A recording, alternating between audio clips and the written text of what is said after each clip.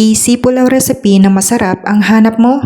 Halika, panoorin mo ang video na to, baka ito'y magustuhan mo at makagawa ka gaya nito.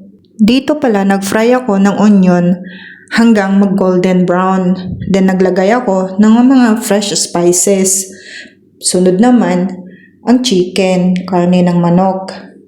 Kailangan i-mix lang para mag-well combine yung spices at onions. Sunod kong nilagay ang paminta at asin. At kailangan i-mix lang ng i-mix para mag-well combine ang mga ingredients na una nating nilagay. At dito, naglagay na ako ng ginger garlic paste. Mix lang din for 1 minute.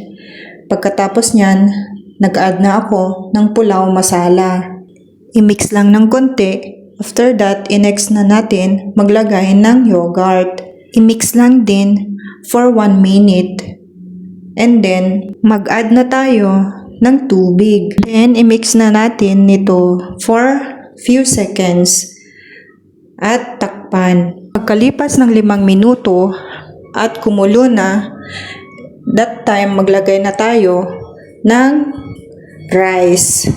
I-mix lang din until 10 seconds para sa ganon, yung lasa ng karne ng manok at yung curry ay mag-well combine, tapos takpan ulit until 5 minutes. Then haluin ulit.